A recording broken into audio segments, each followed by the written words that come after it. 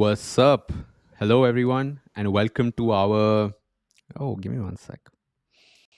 What's up, folks? Very excited to have you here. Today, we officially start episode 2 of our design demo days. For those of you who are new, welcome. Very excited to have you all here. Today, we're going to have a very exciting session. And for you, what can you expect going into this? Number one, you're going to hear and meet a bunch of great designers. These are people from our cohort. Number two, you're going to check out some of their case studies, right? These are their UI, UX design projects in their portfolio that they've been using for interviewing. A lot of these folks have also gotten jobs using these specific portfolio projects. So that should be interesting for all of you here. Outside of this, what you will also learn today is the skill of talking about design, right? Today, you're going to learn a little bit about the design industry by looking at what design projects look like. And if you are a designer or want to do more design related projects, what exactly does that look like? We're going to do all of that and more in tonight's session. But let me first start here. Let me introduce our guest for this session. In the chat, cohort members and alumni, you know who this guest is going to be, but I want to just see you in the chat first. Hello, what's up? What's up, everyone? Let's go. Let's go. All right. Cohort folks in the chat, hello. Say hi. We're going to get started right now. I'm going to get Janil on. What's up, Janil? Good to be on a YouTube stream after a very long time together. Janil, okay, there you go. I had muted you by accident. What's up? Yeah. Super stoked to be here, man. We've been doing this after a long time, so just super pumped with energy and excited to check out all the case studies. Yes. Folks, we're about to jump in now, but overall, I think you all know the format here, but let me just say it anyways. We're going to be reviewing a bunch of case studies today. And the way we'll do it is we will first start with a review. As much as possible, we want this to kind of be like, not exactly like a design interview, but somewhat like a design interview. We're going to ask questions to these people. But what we're going to do is we're going to first check out their case study. Janil and I, we're going to scroll through, read. We're going to review this case study. We're going to talk about what we liked, some things that stood out to us, some suggestions for all of you that you can probably implement in your own case studies. And once we've done that review, we're going to get that person on the stream to talk to them, ask them a couple of questions. And we're going to do that in this episode. We're going to do a few of these. Outside of that, another very interesting thing that you all should know is we have some interesting activities planned as part of this session. Now, normally in a cohort, we would do a breakout room, like that's the main activity with some design activity as part of it. But in this session, we're going to be having some t-shirt giveaways with a quiz activity. So we're going to have a quiz in the second half of this session. So keep an eye out for that. Janil, excited? Ready to jump in? Absolutely, man. Okay, awesome. Very nice to see you all here as well. What's up, Vishalika, Manisha, Hari Krishna, Maitri, Rakshit, Jaspreet. Hello to all of you. And more. Folks, are we ready for number one? Because we're about to jump in.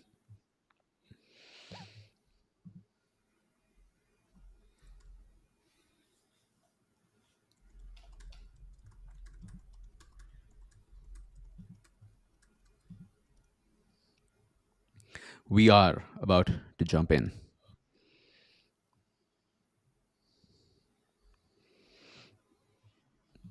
So let me bring up Janil right here. All right, Janil. Those of you, by the way, who are interested in enrolling in the cohort, you're probably here right now. You're probably here to see what the details are like. I won't talk about it too much. However, maybe in the second half, we can do some Q&A. If I see something in the chat that I can address, a question for you, if you're currently in the decision-making stage for the cohort, we can definitely help you with that. But for now, our first case study, let's jump in here. It's IndieGigs. Jenny, just a quick check. Are you able to see uh, what's on screen Yeah, here? yeah. Okay. Seeing the Okay. So, Jenny, this first one is by Akshay. Akshay is from cohort 7. Of course, you know this, our very last cohort. This particular case study um, was one of the case studies in his portfolio that I think he did it after the cohort ended. This was one of the flagship case studies in his portfolio. This was also one of the case studies that helped him land a role as a product designer at LearnApp. So Akshay posted that win just a couple days back. So congrats to you, Akshay. Very good to hear that. But for now, let's jump in. This is a mobile app, IndieGigs. It's for finding and applying to gigs made easier. All right. Now I'm assuming these are music gigs. Seeing Anuv Jain here. I think as soon as you just scroll through it, you know what blows my mind away is that he has broken down all the design elements, literally like all the different sections, and showed us like a glimpse of what to expect, and that automatically hooks me. I'm like, oh my god, like I want to now see it now, because he has all these different cards he's designed. He's got like a view of the entire app, the different tags, like 3 days to go, 2 days to go, and now I'm just pumped up. Like I want to see more. Yeah, I like the style. This it's kind of like giving bento a little bit, but it's almost like a there's a word for this called knolling, Knolling. It's not really a design term. It's when you'd have those images where you'd lay out these things on a desk. Anyway, I like this. I like this effect. It kind of shows these system elements. It's almost like a design system view. Good idea. Well, let's move forward. This is our core of the problem statement. Indie artists. So now I know who it's for. It's for indie artists. A quick note to everyone: whenever you're doing apps, right? Whenever you're doing case studies as well, it's very important to know who it's for. Of course, while designing, it's important to know who you're making it for. But even here, when you're presenting, it should be very clear to the viewer as soon as possible who it's for and roughly what it does. Right? I have seen some case studies, they start with market research, but then you're kind of delaying this part for later. So, good idea including this here.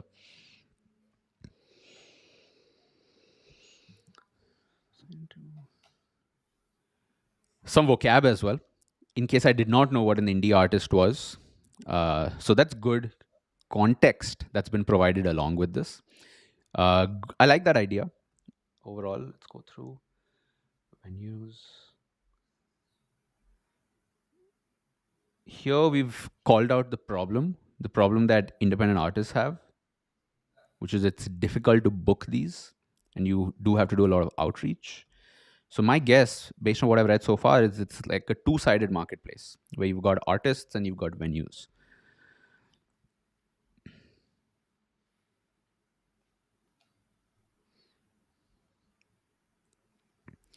I like this here. I think it's a good idea including these in your case studies. Now, this I would, project information. This is also useful context, and one of the reasons you might consider including something like this is it helps the reviewer know the scope of the project. Right? It's not immediately obvious. Is this a personal project? Is this for a client? Is this for a company? It's not obvious. Did you just do the app? Did you do a dashboard and everything? In fact, let's say this was not a personal project, or let's say this was a much bigger project. It's also common to have one case study for app and the other one for dashboard. So anyways, I like this tabular format that at a glance lets me know. Some other types of information for everybody else here that you might consider including here would be team. So if you have worked with a team, include who they were, just like this, and what their role was. It's always interesting to see projects where multiple people have worked on it because you've done your part, but then all of this has come together. In this case, personal project, good to go. Jenny, feel free to jump in anytime. Yeah. Yeah. Design process. A top level view of the design process followed. Now, I like seeing this, but at the same time, let me give my perspective as a reviewer. Now, let's say when I was at an academy and let's say I'm hiring for a role, I would probably go through a bunch of portfolios, right? Like I would have tabs open, like at least 10 plus tabs. So personally, this does get a little repetitive because I do see people in the end, there is a right process. Actually, no, let me say that again. There's no one right process, but roughly most processes look similar. So, not bad to include this, but I would say, uh, maybe consider how you can make this personal to you. Like, it's not just that context gathering happened, understanding pain points happened. You made it happen. Make it personal. You made this happen, right? So, if there's some way you can do that, just something to think about, but not a problem. Not a problem. Okay. This is my favorite part of the case study, Mm-hmm. where he really, like, when we go into the user research that Akshay has done, it just blew me away. Like, he has actually read industry reports on this to understand the breakdown of, like, how many indie artists are there on the platform.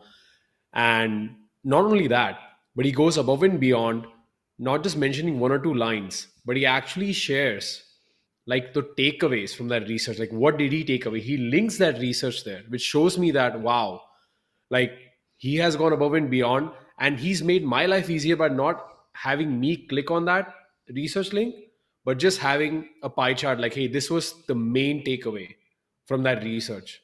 Mm. And then having one bullet, like, line below it, that, hey, this is what I took away from this. Mm. A quick note to folks who are watching, right? It does seem like, okay, a question people normally have is this kind of stuff, like this is market research, right? You're not exactly talking about, it's not exactly user research, but it's market research. It's just as important. My suggestion on when should you do this, that's a big question people have, which is at the start of the project, a lot of people think they have to do this at the start, and a lot of people get stuck in this stage in the start of their project, right? So a quick note for all of you here: when you're starting your project, do some research, but the bare minimum to move forward, right? You don't need to become an overnight expert at, let's say, music industry. Just know enough that you're like, oh yeah, okay, I kind of understand it now. However, at the end of the project, when you're actually presenting, that might be a good time to revisit this, right? So usually when you have case studies like this, they add this stuff later. Like they might have done this, a little bit of this research in the beginning, but most of this is done later as a way to present this market context, right? So even if you don't do this deep research in the beginning of a project, totally okay, but maybe do a little bit towards the end to figure out, will this help my presentation? In the end, we're not including this just for the sake of including this, right? Just because we're like, oh, data is good, so we should show it. You're showing it here in context of the story you're telling about the project you did, and you're trying to kind of connect to, okay, this is what I observed in the market and this is what I did, right? So again, this is something that confuses a lot of people, so just letting you all know. You don't need to have clarity on this before starting. You build this clarity during the process, right? Like now, Akshay can say, oh, yeah, there are these 4 groups and I've done this and that's how I included this in the app. But you don't need to know this in the start. So don't delay getting started just because you're stuck in this phase. All right. So the transition here in the case study is going from market research to user research, right? We're talking about market, which in the end, when you look at markets, they are an aggregation of people's behavior, right? Markets, when, okay, I'm not going to go too deep, but like price go up, price go down, stonks, crypto, right? In the end, it's buy, sell, but that's the market behavior. But now we're going a little bit deeper into the participants of that market. Anyway, too complex, but market. Now we're talking about the people. And this is where like he mentions like I got on a one-on-one call with two of my musician friends. This is amazing because when I read this, it shows to me that he could have skipped it. But the fact that he actually went above and beyond, like these are small, small things in a case study where when you mention this, like, hey, to do this research, I reached out to some of my contacts and did this, it just shows that you're willing to go above and beyond. So I really like that note. I kind of wished Akshay had a screenshot of that call that he did with this manager friend or artist. So Mm, he could have put that there because, pictures speak louder than just words, like having him on the call or a Zoom call or something like that, or meeting in a coffee shop, and then labeling that, hey, I'm doing user research interview, showing that you're doing something rather than just talking in one or two lines is way more powerful. yeah. Yeah, I almost missed that. When you said, oh, he said one on one, I was like, oh, wait, where was that? Yep, right here. All right. Um, Here's the synthesis of it, though, right? A question some people do have is when I do these kind of research interviews and all this, how do I how do I tell people that? Like, how do I, like, let's say a research call that you did here one on one, it was an hour long or 2 hours long. It's like, goddamn, how do I tell you something that took me 2 hours? Like, how do I synthesize that? You don't always have to. It's a good idea to document it so that if in an interview you're asked, you can open that Figma or FigJam file and show.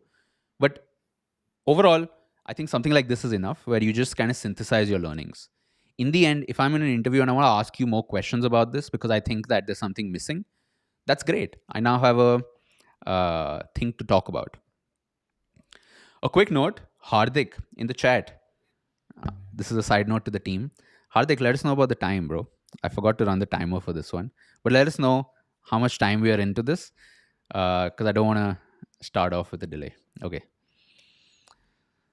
because I'm enjoying myself. I'm like going through this. Yeah. Okay.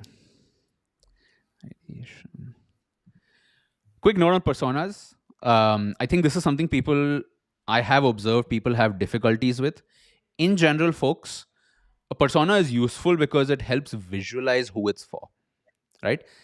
We are talking about this app in the market. So think about the levels of this, right? We're talking about zoomed out level, the music market. Then one zoomed in level, which is what are the participants in this market? There's the venues and then there's the indie artists. Then we're talking about some of their insights, like some of their inputs, right? You got this stuff from it. Now you're going even specific and you're saying one person, right? This is a persona. This persona roughly represents a group of people. In this case, kind of famous. So there's some recognizability here as well. Okay. Ideation Moscow framework to prioritize. Okay. A quick note some people do have is how much of this kind of stuff I should do. The point is we teach Moscow framework just as a framework as part of the cohort, which is why Akshay has included it. Probably because he found it useful, right? Something that people get stuck in is should I should I include this theory just for the sake of it? No. Now that you know Moscow framework exists, for your next project, try using it, and if you use it, maybe talk about it.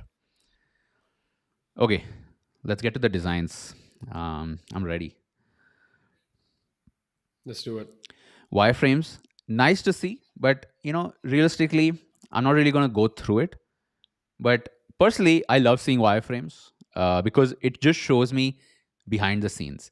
You kind of know how when you're on like Reels or TikTok, you see these food videos, and they show you the food, and then they show you the process behind it. Like I love that. If they were just showing me the food, I'd be like, okay, scroll. But I get to see the process behind it, which makes it more tasty, right? Anyway, that's just my thinking. I like including this stuff, but realistically, I'm not going to really go in depth there. Okay, IndieGigs, nice. Okay, another note around scope. So while yes, this is a two-sided marketplace, focusing on the client side, assumptions. Okay. Now, given that this is a hypothetical personal project, it is totally okay to take assumptions like this. Like you are just taking this assumption that, okay, the other side exists, right? I'm designing it for this hypothetical scenario where the other side exists. And, we're assuming that this is a startup that exists. So it's been live. Okay. Consider the following questions. Wow. I like this.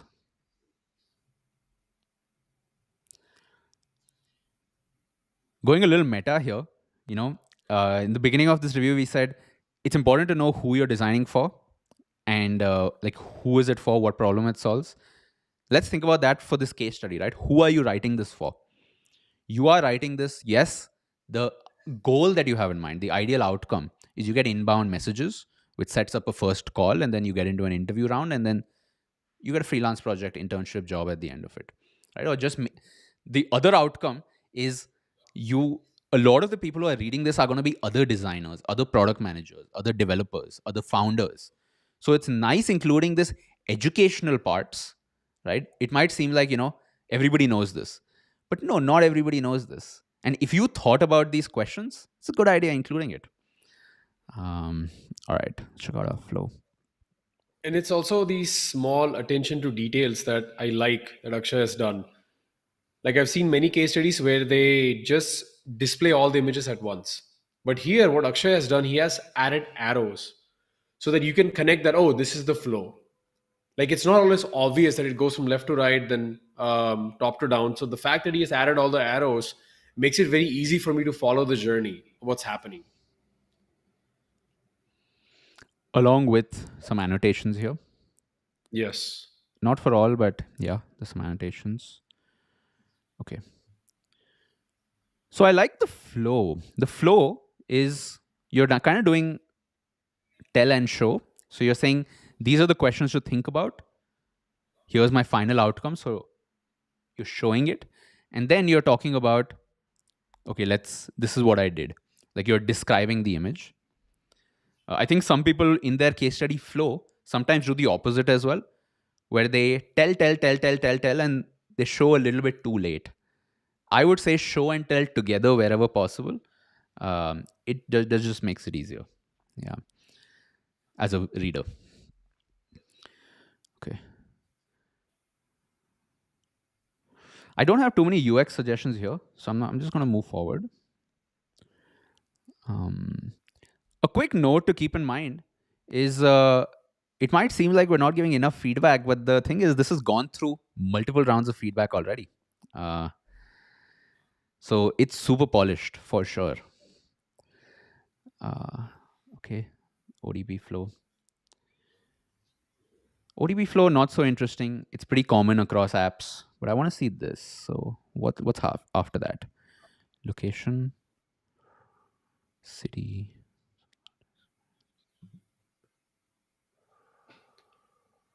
And also a bit meta is like we just don't want to focus on the UX feedback, but we want to focus on the UX of the case study as well, like how it's formatted, how it's displayed, because the end user who's going to be viewing this is most likely going to give you some kind of like collaboration opportunity, job or something. So we want to optimize for that as well. Consider flow. Okay. I like this. Very nice UX thing here. Main reason being, most people know we should do onboarding. Onboarding is a very common thing most designers know. Some designers, okay, 10K folks, you know this, but a lot of designers don't know that onboarding is incomplete without activation. You can onboard someone, but the purpose of onboarding is to activate them. And activation looks different for different apps, right? So in this case, I like this here, which is you are trying to ensure that somebody doesn't come through onboarding without being activated. Because if they haven't been activated, very likely that affects the experience and they don't end up using it. In this case, activation looks like this card on top which says complete profile, right? Common pattern. I think you would have seen this on platforms like LinkedIn, where if you have an empty profile, less people visit your profile, and then so you visit the platform less, right? So having a good profile is important as part of activation. for something like LinkedIn. Uh, I guess similar here. Similar thing applies here too. Yeah. And one thing I'll give Akshay an award for that he's done really well on this specific image that you see here. So take a very closer look at this. You probably have seen many case studies where people directly just show the design or a breakdown. But what Akshay has done is look at that breakdown page. He's actually added annotations. So if you scroll up, you'll see that on the breakdown page, he's actually Okay. added on the left side like annotations like, hey, this is why I'm thinking about doing this. He's actually mentioned the design decisions, like cards with all the necessary details. He's mentioned like I designed these filters, keeping these things in mind. So if a hiring manager is already going through this, right, they've already gone so far and they're already viewing the image and the design of it. Now they also know why Akshay designed it this way.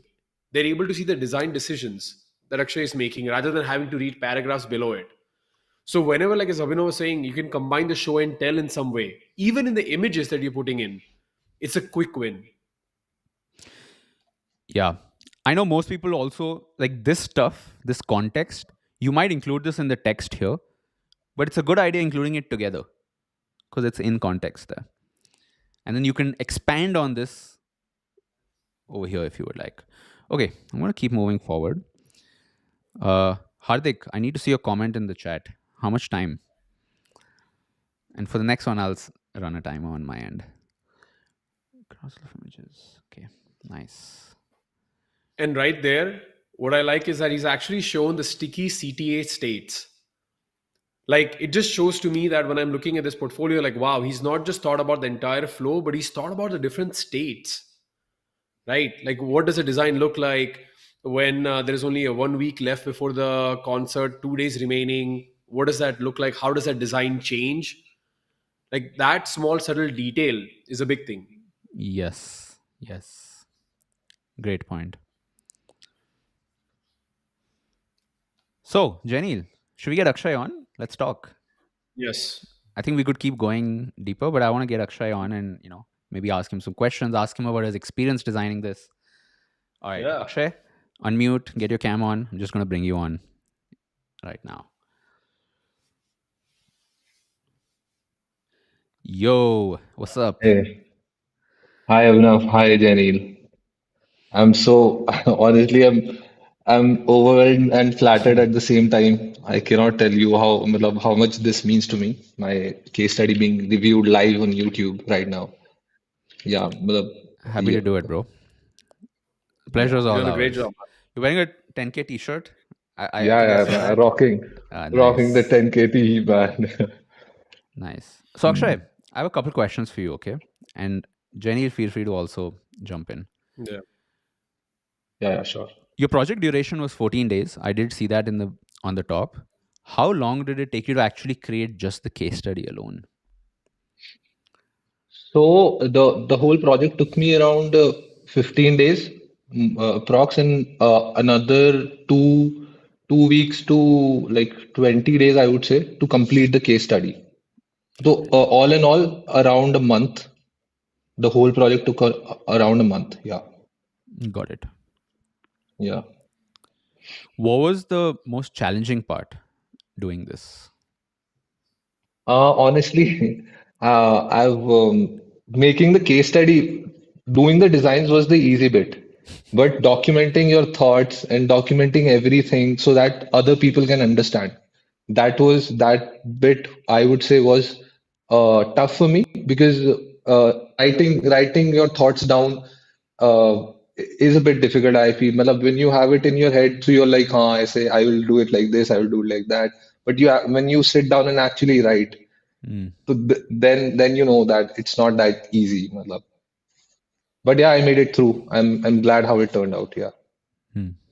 And then one of the challenges we have seen with folks is that the motivation problem, right? Like over a course of 10 to 20 days, I have to sit down and write this entire case study, right? It can feel like, oh, I'll do it tomorrow.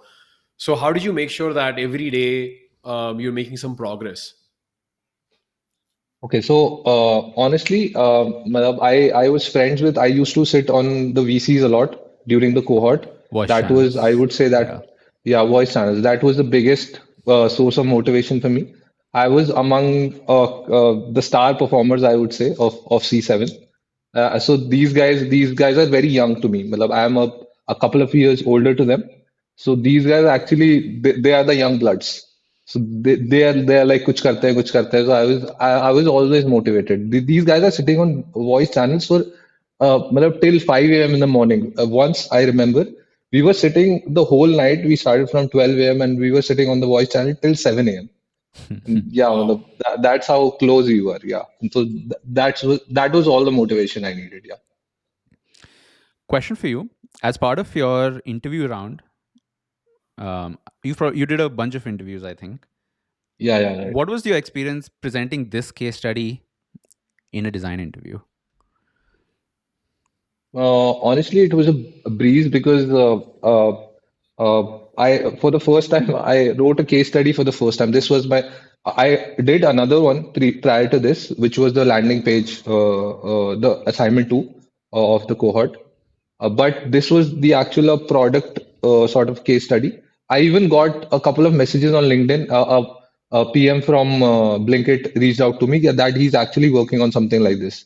Hmm. So yeah, we have to get in touch soon. So, but anyways, uh, I'm sorry I forgot the question.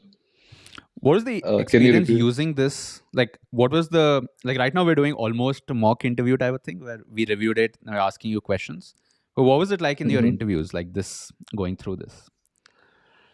So they basically asked me questions around how did you do the research initially? How did you actually start the project from the brief? So I honestly I made for the, not I showed them the Figma file and walked them through how did each step and what were the processes that was involved. Hmm. And I I showed them another project, which was again a part of the C7, the capstone one or the Cars 24 capstone project. So I made a Pecha Kucha for that, a presentation basically, which was of like 15-20 slides. And that made it very easy to explain them. Ki, it only showed what I wanted to tell them. Ki, this is how I approached the whole project.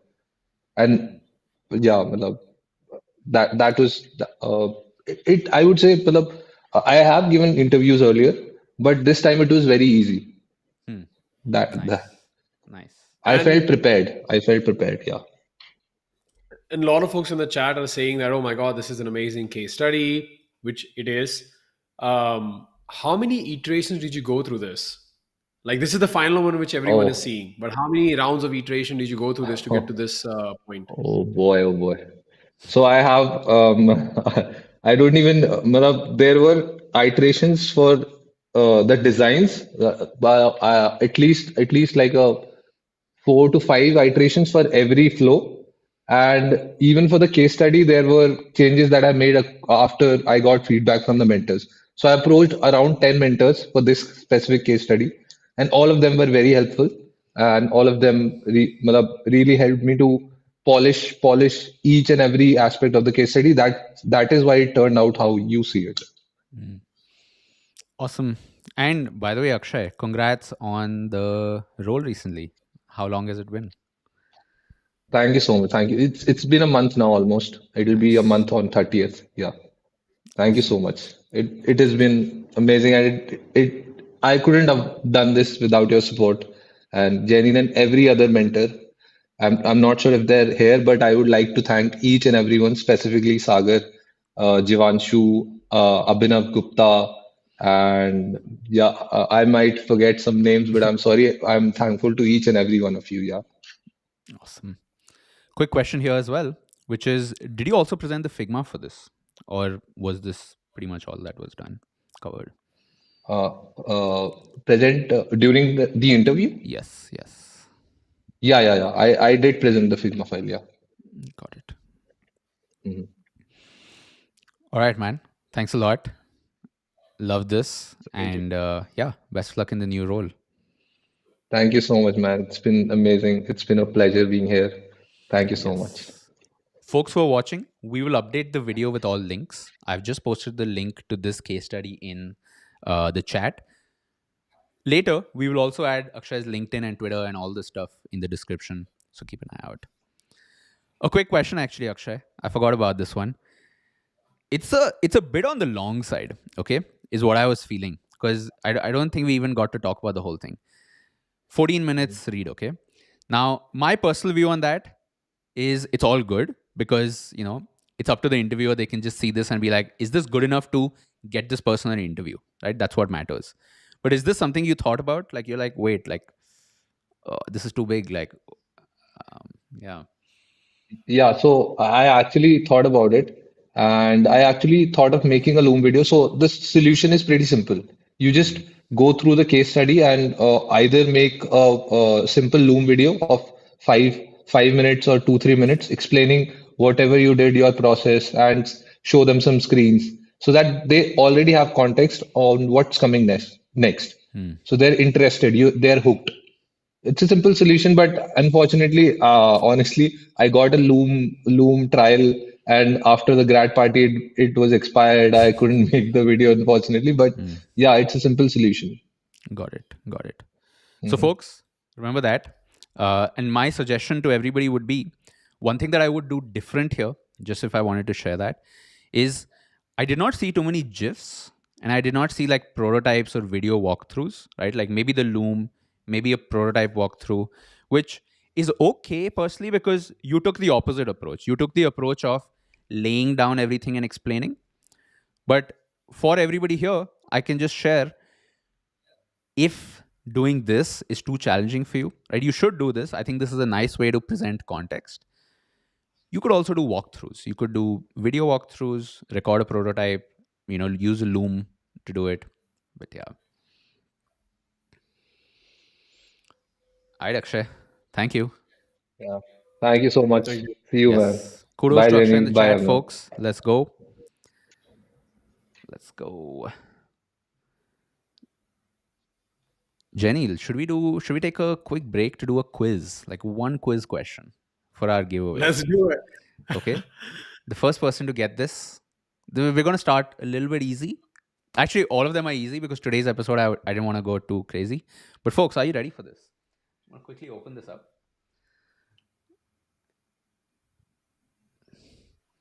We're going to do our first t-shirt giveaway right now. Okay.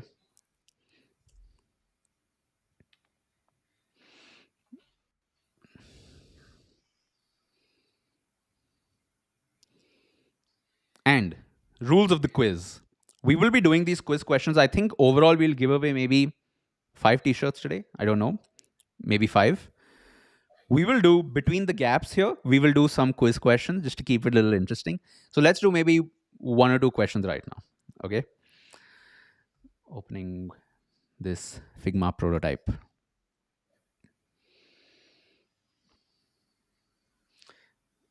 Fastest fingers first. Yes, absolutely.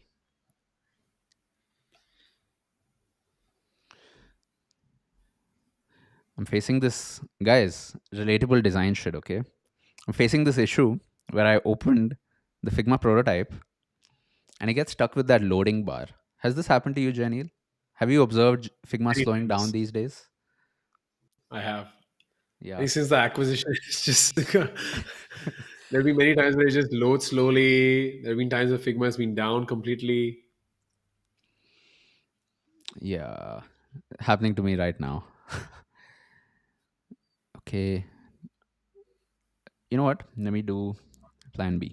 I'm going to just get a screenshot since the Figma proto is not working.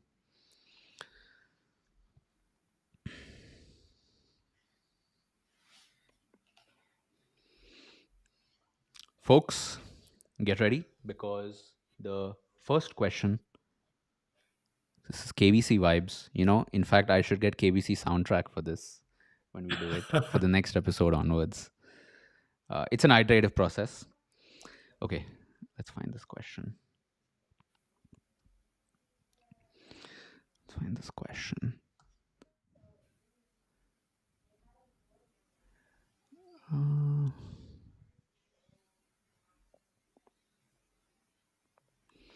All right, folks, your first question. All right, here we go.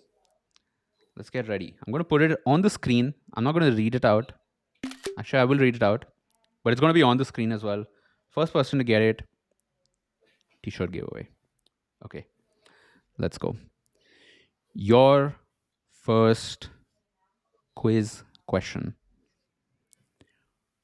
Which famous logo was designed by Carolyn Davidson in 1971 for just $35?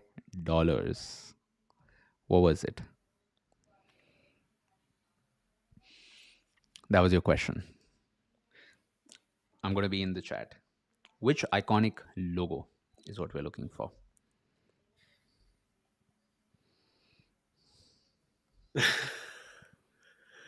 There is a bit of a lag always since we're doing this on YouTube, but we're about to see the answer. Yeah, we got it. Who's first? The I think it's answer Rekha. is Nike, the Nike swoosh. That's your answer. Who got it? It was Rekha. Yeah. Rekha, you've won the first one. So right after this stream, send a DM to Hardik from the team. You can do that on Twitter or Discord, wherever, and we will get a 10K Designers t-shirt to you. Awesome. That was an easy one, right, guys? A lot of you got it, but fastest fingers first, and it was Rekha. Let's jump into the next one right here. And we're going to be designing for this.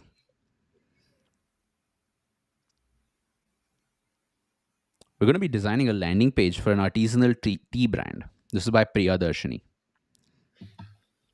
Enchantea.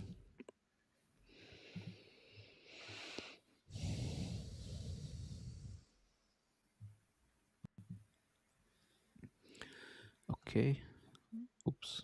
Background context. Let's check this out. By the way, how many of you are tea lovers? Let's go in the chat.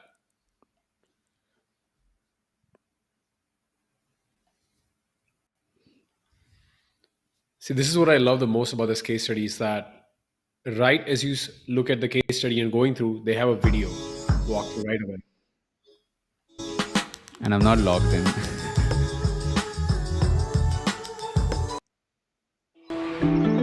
Sorry guys, I'm not logged into my YouTube Premium. Let's check this out.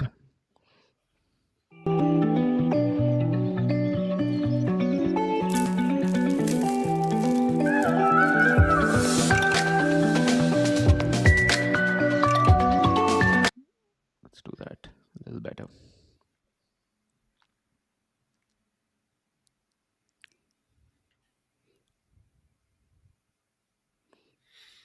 Really, really well done.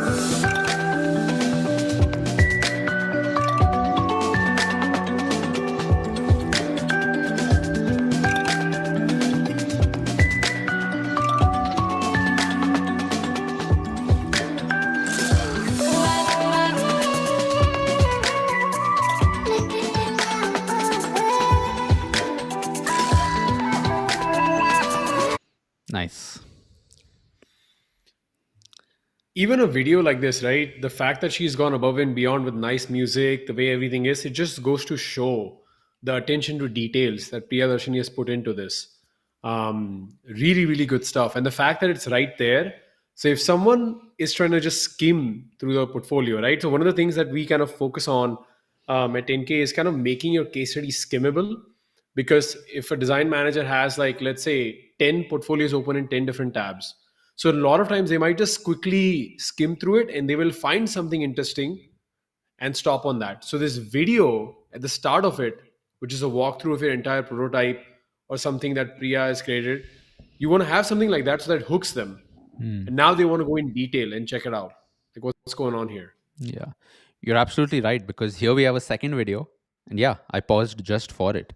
In general, the UX of browsing, folks, pay attention, okay? Usually when you read an article or something, our eyes typically go to the media, right? Videos, GIFs, images, or it goes to headings. So this is a good way you can use that to actually direct someone's flow on a page. It's also called the F-shaped pattern. Check that out if you want to look a little deeper into this.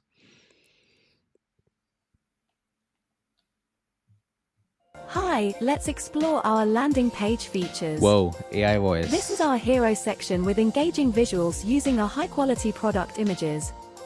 Next, we have the product showcase section to feature our flagship tea blends enhanced with micro interactions. Following a video section of the art of tea making, we have a bestseller showcase section. The quick view option lets you explore the products with detailed descriptions at a glance. Next, we present the Good idea. My Yeah. my personal preference would have been that she should have used her own voice, just because it kind of like lets the person viewing that get to know her. Yeah. Maybe with a video as well of you. Um, but folks, just a quick note I want to make here, right? For everybody here. You might be thinking, wow, this is a lot of design work, right? Because you've got the product design work, which is you've got the website here. You've also got video design, which probably you need to know After Effects or something to make this. And then using these AI tools and whatever. In general, something I want you all to realize is you are not in the business of designing screens. You're in the business of designing, right? And so just be open to the fact that you're going to, in your career, in your projects, design a lot of different stuff. There's going to be some screens for sure, but there are going to be t-shirts every once in a while. There are going to be videos every once in a while. There are going to be graphics every once in a while, right? Do not limit yourself to one narrow domain saying, I'm only going to do screens.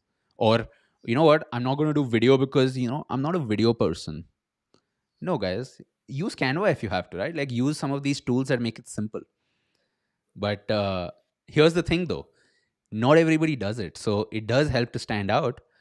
And yeah, to me as an interviewer, it shows that you're a creative person, that you're not really afraid of going broad into these other areas if needed.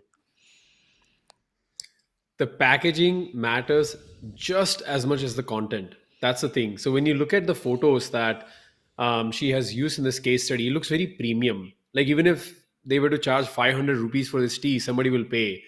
But then you compare that to the local tea brands like Tata Tea, Wagh Bakri Chai and all this one, they're much cheaper because their packaging is not that premium. And this section right here, I really love the fact that she's mentioned that, oh, I actually went to a local tea boutique to check out what that whole experience was, that whole offline experience. And to Yeah. me, that's like, wow, it shows the passion that you have for this problem statement.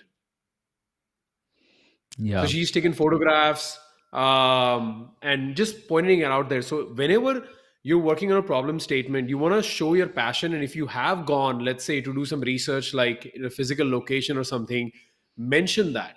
Have a photo there. Because then it makes you stand out from all the other folks who might have done a similar case study in that domain. Absolutely. Most of this work we do is virtual, but the parts that are not virtual, right? Like going to a store, talking to people, um, in the office, in a brainstorm, it really does break that monotony. Okay.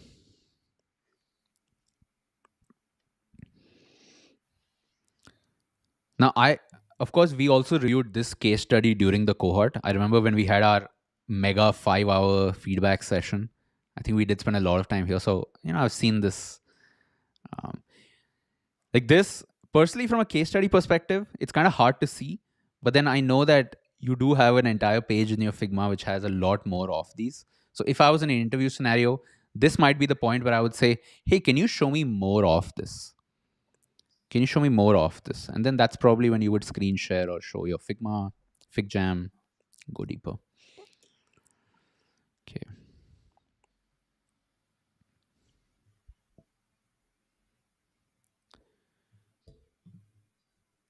A very interesting difference, Janil, like this one compared to the previous one, is in the previous one, I did feel like, as we were scrolling through, all the images felt very similar because they were it was all that annotated style.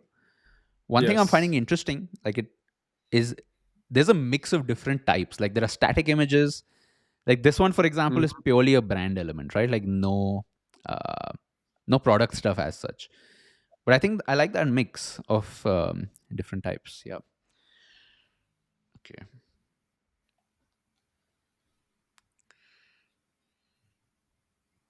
A small note here, right? This is slightly constructive feedback would be I did notice in some places you've accidentally not paid attention to the detail, like very small stuff, right? It might seem like nitpicky at this point, but like just a small example. Full stop here, right? Did not need to be here. Like a space here. This space should not be here. However, yes, there should be a space after this, right? It's a small grammatical thing. It's not a deal breaker at all. Uh, and everybody, oops, everybody makes these kinds of this thing. But yeah, I would say if possible, go that extra level. I did also notice a typo somewhere here. I think competitor was spelled wrong, maybe like competitor analysis. So there's just an extra I there. So that's just an attention to detail thing. Like even if me as a reader, I don't really read all of this stuff, I will still observe this kind of stuff, right? And so not a deal breaker, but good to have. Okay. Okay. Man, even Story I and missed that. mission. You're unbelievable, like Hawkeye. So just capture everything. Yeah.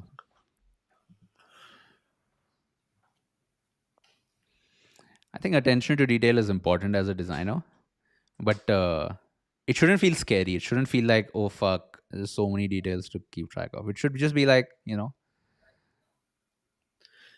I think overall, the once we you should converge towards a state where you don't have it. Yeah. I think now what we're going to see is a very controversial and important thing I think we should all talk about. Hmm. So, she has actually used AI tools as a creative partner to help her come up with different iterations. So, a lot of you might be confused or like worried, like, oh, should we use ChatGPT? Should we use like Midjourney? So, in this case, she has actually used Midjourney to come up with some iterations, and then she's mentioned that like how she's leveraging, like she mentions here that hey, on that image that hey, this is the mid journey exploration, this was the prompt that I gave it, and Oh based yeah. on that prompt, this is the design I've come up with. So my personal take is that leveraging these tools as a creative partner is okay, because anyways people do that when they go to Dribble, they go to different sites and look at inspiration. This just is one level above because it does sort of that exploration for you. As long as you're using it as a creative partner to kind of get different ideas, that's okay. But if you're just using that to just copy paste and do the entire work, then it might be a little bit problematic. I mean, I wish you could copy paste and do the entire work. It's just, it won't be too good. That's the thing. Yeah. Um, but yes, I totally agree with you. Folks who are using AI, it's okay to use it. Obviously, it's okay to use it, right? It's a productivity and creativity boost. But don't pretend like you did not use it, because then you are kind of creating this, you're hiding information, right? It creates this slight environment of distrust. And interviews are all about trust. It's about trust building. Firstly, you, like, I trust that this is a good team, good company, good manager, but them trusting you. Like, I trust that this person has skills, doesn't have serious problems, articulates well, will be able to do stuff, has some level of process. So definitely don't lie. But I like that you included this. Yeah.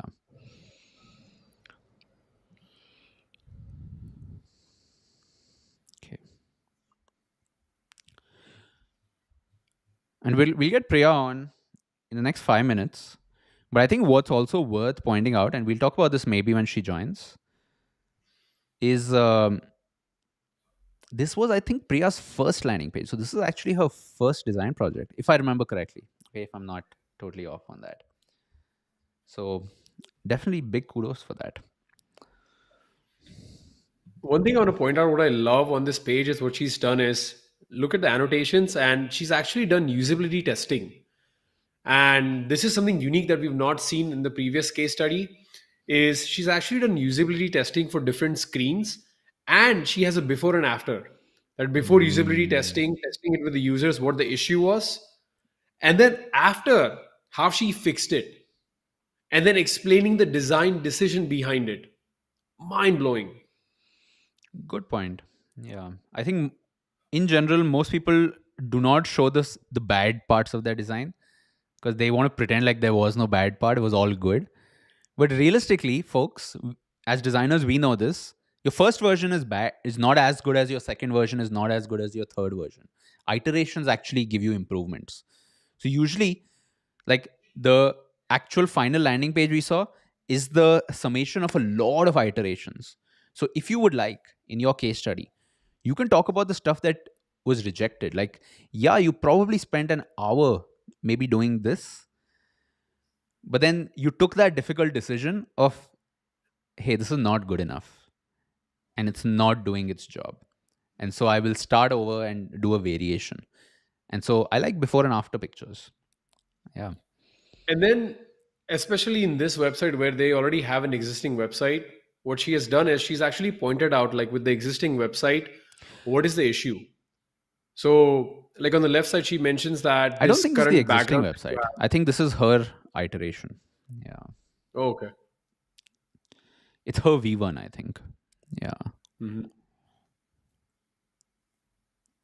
But the detail notes, I really love that. She's like, I added this color, and this color basically evokes visual depth or creates connection with the product card elements. Like all that small notes explaining why she's doing that specific color, a specific change. I think that's a really, really good practice. All right. Let's look at our final landing page here. E-commerce page, technically, not exactly a landing page. It's an e-commerce site that we're doing. So, brand element, that's great. Okay, actually, let's get Priya on and we'll go through the rest of this. Priya, Yeah. you ready? I'm gonna just get you on here. Just one last thing I'll say in that improvement is if you scroll down there, she has a section called micro interactions. Mm-hmm. And that was really good because I completely missed the part that she had micro interactions, but it's all the way towards the end. So I think I would have probably moved that at the top, at the start of the. Hmm. Okay. I'm gonna This is get a very Priya on. important thing. Let's ask her some questions and I'm gonna go through some more of these things here. All right. Hey Priya, welcome to the stream. Yeah, hi Abhinav. Hi JD. Hope you guys are doing good. Yes, Yes, doing very great well. job in case study. Thank you. Thank you so much. I'm so excited to be. Priya, maybe you can tell us a little bit about this. What was your mindset like going into this project, like at the start of the project? Because you did say that, yeah, this was one of your, if not the very first design that you're doing. So you had a lot to figure out. What was that like? Yeah, so I'm not from the product design field, so I'm completely from the architectural career field. So the thing is, being creative, I had too much in my mind going on, and with the I think the assignment was to like create a landing page, and there was just too many ideas flowing in my head that I had like thrown everything onto the paper in the version one. And I think it was all about like compiling into like chapters in a book, right? The first draft is like writing everything on your head, and then you compile it into an introduction, then there's a middle section and connecting everything. So I think that was the process of having these different iterations. Hmm. And then talk to me about the passion you have for this problem statement because when I'm reading this case study, I can just sense through it, through the words, through your work, that you really care about this. Like you're probably a tea lover. Like you probably care about this space a lot. Yeah, so I would have even added a personal note at the end, sharing an image of all my tea collections and stuff. So um so since I knew the product so well, and since I knew the whole context behind, it felt really important for me to translate that whole experience as such onto the page. So it was all about creating that brand identity, and then that experience of having tea, and as such the whole storytelling. I think Hmm. I wanted that to even come through on the web, on the landing page, and also into the case study. So that was something that Do I you wanted to reflect. do you think it made it easy for you to go above and beyond in this case study because you actually care about the problem space?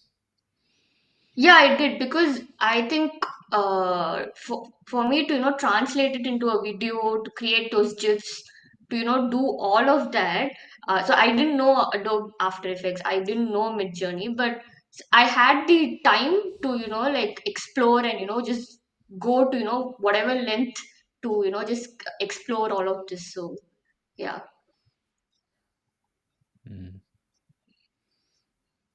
Because I do remember we've reviewed this, in the cohort, of course. And I remember the main thing was that I shared was I was like, Priya, you're doing too much. Like we had so much stuff, and I think it was I could sense it was getting overwhelming because you were doing a lot. But then the more Yeah. you do, the more you have to refine. And sometimes Yes. it is easier to just say, you know what, let's just ditch all of this and let's just do this thing really, really well. And I think you did have that moment in your design process, right? Yeah, you had specifically told me like you're too much into prototyping without having that visual balance and stuff. So I started concentrating on that, the visual hierarchy, those small motives, elements, connecting all of that into the page. So I started going into detail, which is what you told me. Like you're on the surface level right now, go into detail and connect all of these elements together. So Hmm. I tried that. Okay. Awesome. Any final notes, Janil? A quick note for all of you watching this right now. The reason it's a good idea sometimes to go with a problem statement or a case study in which you actually care to some extent about the problem is then you can kind of like go above and beyond like she did, like Priyadharshini did. Because like learning all these new tools, going above and beyond, it's kind of very hard to do when you just don't give a damn at all about like the problem statement or the case study and you're just doing it for the sake of it. So if you have some passion for that, some interest in that, some prior experience in that field, or using those kind of products, then it will help you a lot. True. Priya, have you presented this case study in interviews and stuff? How has that gone? No, I haven't started applying, so I'm still stuck with my whole career project. So Hmm. 2024 will be a start for all of this, and I'll get back to you Awesome. guys. Thank Awesome. Looking forward. you. Thanks a lot, Priya.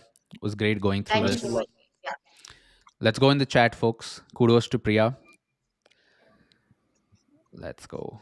All right. So, Janil, we're two case studies in, which means we're about halfway through today's episode. A small note, I'll just say it here. I like the fact that she did use a lot of tools. Very good, including this. Folks who are maybe using a lot of different tools that you think most people don't know about. Good idea, including. In fact, I would probably include FigJam as well. Well, technically, it's in Figma. It's not a big deal. A quick note here, though. I mean, I know I'm getting into feedback mode, but I would probably put Figma first, um, given that it's the primary one, and then in reducing order. But anyway, that's just a small thing.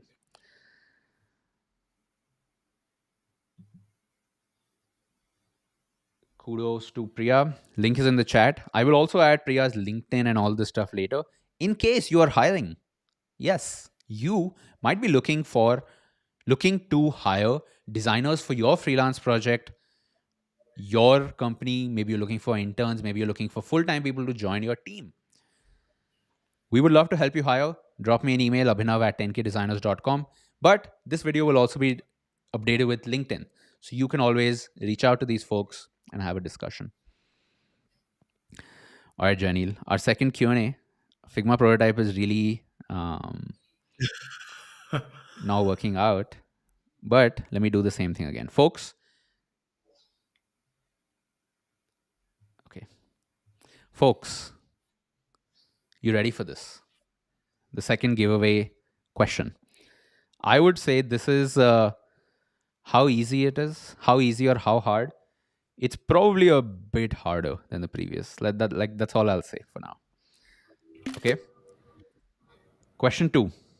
Fastest fingers first. For those of you who joined late, this is where you have a chance to win a 10K Designers t-shirt just by answering a simple design related quiz question. Right? We have 5 of these for today's session. We've already done one. Number 2, we're about to get into it now. Your question is, The original Volkswagen Beetle was designed in the 1930s, was commissioned by which historical figure?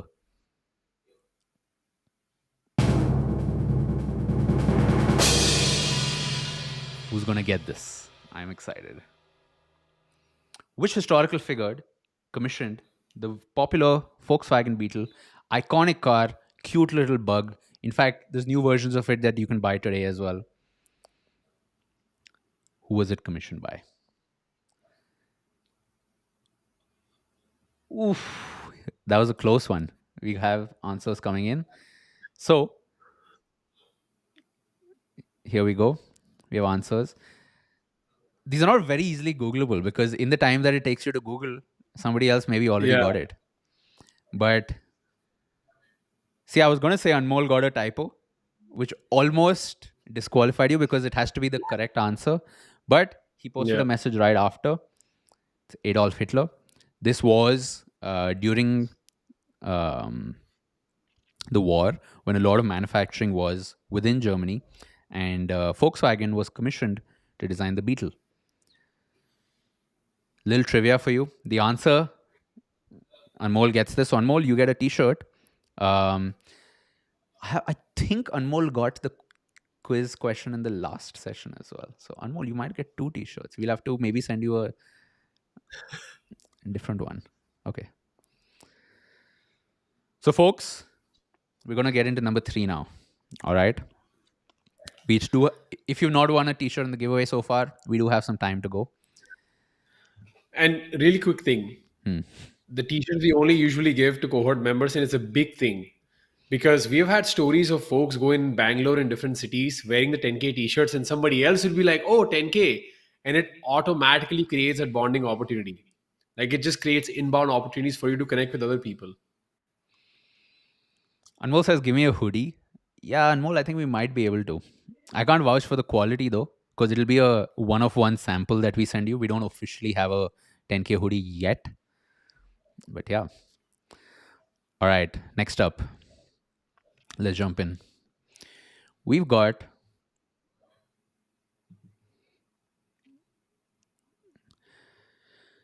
we're going to be checking out Ayushman's case study, also a landing page of a killer landing page for a virtual reality arcade gaming company.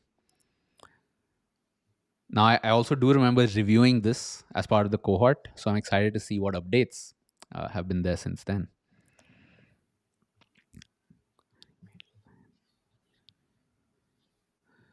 Okay, standard stuff.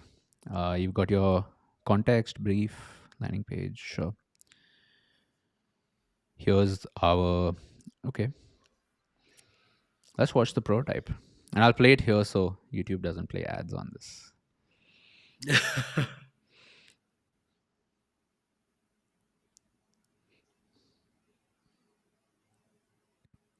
Hover state. Video. Mock video. Right. Showcase. Is there a slider there? Oh, okay. It's expanding.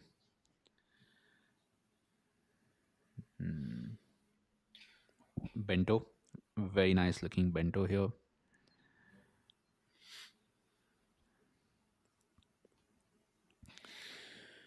Pricing.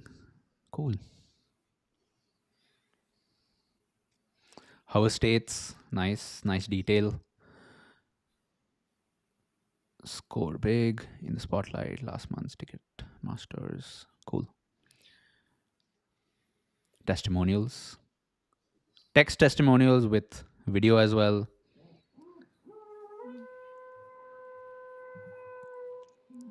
All right.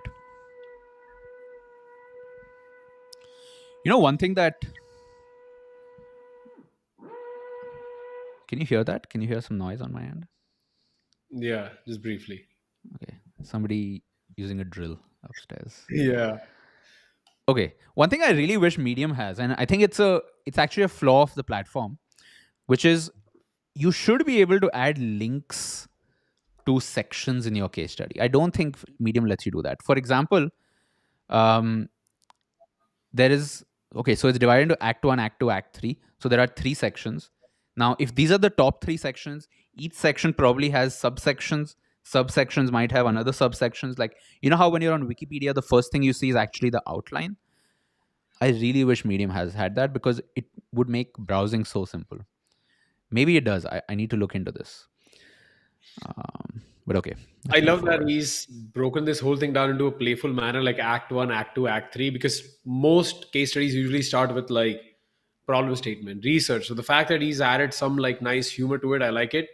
And also the fact that he had a video walkthrough of the prototype, and you don't always have to have like very highly polished, prototype walkthrough that's done in After Effects. Even something as simple as what he has done with no background music, nothing, but it gives me a glimpse of what to expect. Yeah.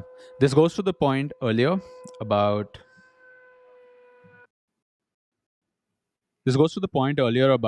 show and tell. Is it too bad, Janil, the sound on my end? No, it's good now. I think it Okay. stopped again. What this goes to show is this idea of show and tell, which is a lot of people take this approach where they tell first.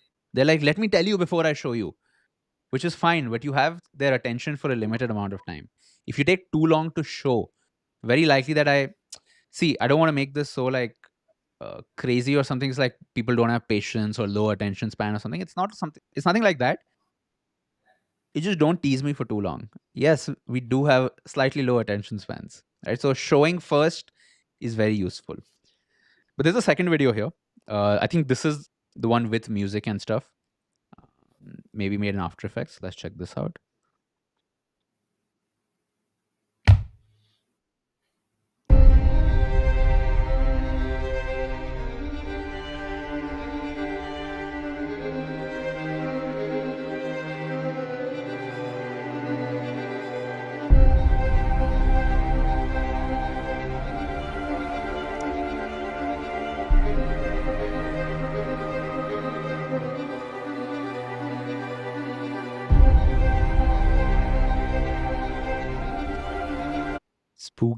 Spooky, mysterious.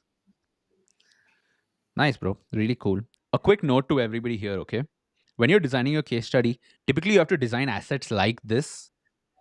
But here's a quick note for you. I think one mistake sometimes people make is when they're designing the product. So in this case, the website. Sometimes they're parallelly also designing their case study while designing the product, which is a wrong approach, right? I want to just say this for people because the core thing that you're being hired for is not the video, right? Which means you should do the video later to help your presentation, not as part of your core project. The core project is the thing you're getting hired for, which is to make apps, to make websites, to be a designer, to solve problems. So, anyway, the note I was trying to make is media like this that you do later, designing it for your case study. The double purpose that this has, right? Out of all the case studies we've seen, number one, it's good to read. It kind of mixes it up when there's visuals, graphics, GIFs, videos, multimedia. But outside of that, these elements can help you drive traffic to the case study. Now, this is something that's super important that, you really have to think like a product designer to see the depth here, which is it's not enough to make the medium case study. How does the rest of the world know that you just made a medium case study, right? You have to announce it. You have to create opportunities for people to click the link somewhere on the internet so they come here, right? So it's not enough just doing this. You also have to drive some traffic. And a very simple way to do that is these assets that you do as part of your case study design later, tweet these, post it on x.com, post it on LinkedIn, right? Even if you just post this video on LinkedIn or, maybe let's say when we were looking at some of the other case studies, each of these images, like you might not realize this because you're in so deep. But if you were to just share one of these images on LinkedIn and talk a little bit about, exactly what you said in the case study, but make it a LinkedIn post instead. And in the call to action, say, check out the full case study here. Like that'll do super well on LinkedIn. And in the end, what's our goal? It's to get inbound messages, right? There's a very nice saying around this. It's called likes ain't cash. Likes ain't cash, brother, which means you want people to reach out to you, which means post about your work, post in different ways. Don't just say announce case study and it's done. These mini pieces, make separate posts out of it. And it might feel like, oh man, there's so much content creation, but you have a goal in mind, right? You want people to reach out to you. Today, that is how you reach out. Today, most hiring managers, they're not going to campuses, taking a flight, taking a train, sitting in the hostel, and then talking to people. Most hiring managers are on their phone, on LinkedIn, while eating lunch. They come across this and they're like, oh, yeah, we're going to be hiring a designer next month. I better bookmark this for later. And so the more kind of stuff that you post about your work, right? This is not, it's not even the final work, it's one piece of it. It's very beneficial. So please do that. And here's another secret I'll tell you. I have yet to meet a hiring manager who is super excited about the hiring process. They're not, because it's very long, it's exhausting. You have to review hundreds or maybe 200 portfolios. From that, you have to interview so many different candidates. So, all these things that we're doing, all these small attention to detail, is basically just to appease to that, or just like tell the hiring manager, like, hey, look, I understand what your journey is. I understand the pain points of how many things you have to look for. I'm making that easy for you. I'm making it easy to say that, you know what, just hire me. Yes. One thing that could be improved here, in my opinion, was he's done really good research, and he's mentioned that in my research, I found that there were lengthy scrolls used to display key features, which I thought could be improved. And I feel the image below that, maybe he could have just picked one or two image and zoomed in and had an annotation that look at the lengthy scroll. I think that was not obvious. So that image corresponding to the research takeaway with a lengthy scroll, um, it's not obvious when you look at that. So that's an Mm-hmm. area for improvement. Mm-hmm.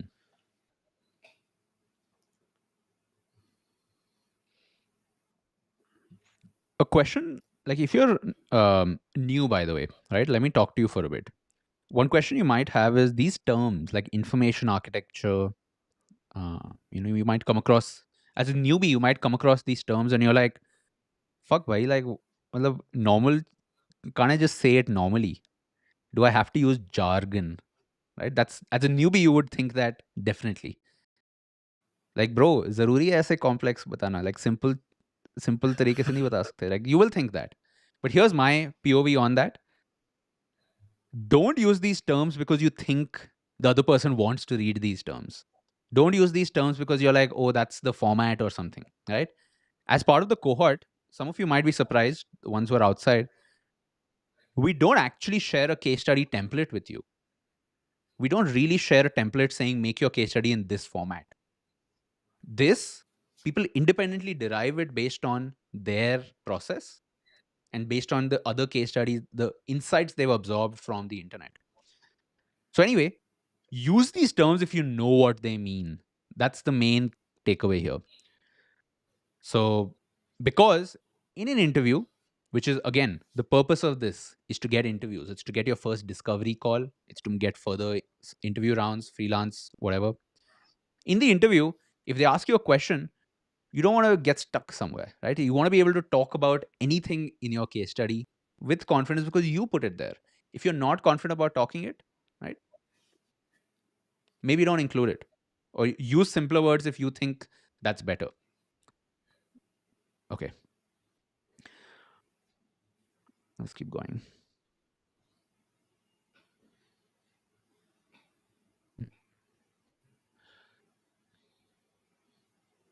Personally, I would turn up the contrast on these, right? Edit these images a bit. But anyway, I'm not going to see it too deep. NeoArc, futuristic, old school, okay. Style guide. This header, I love the style, but then it's also because, yeah, I love headings like this. I've used this in 10K designers. I've used it for so many projects. Okay. Act 3 showcase. Bird's eye view of your mood board. Quick note here, okay? Folks, you might be wondering how much of this should I show? Like this behind the scenes stuff. Now, of course, this is just one image. Like you could, technically, it's possible to show all of this. But my suggestion to you would be this kind of behind the stuff scenes, like this bird's eye view. The advantage is this is a conversation starter. when you're in an interview, right? So somebody sees this, even if they quickly skim, this becomes a entry point, a jumping point into your Figma. So they might be like, hey, super interesting. Can you walk me through this? And so then you switch from case study to your Figma, walk them through, have a conversation. And most likely, what's going to happen is when you have the case study, someone is going to go through it in depth. They like it, which is why they're inviting you for an interview.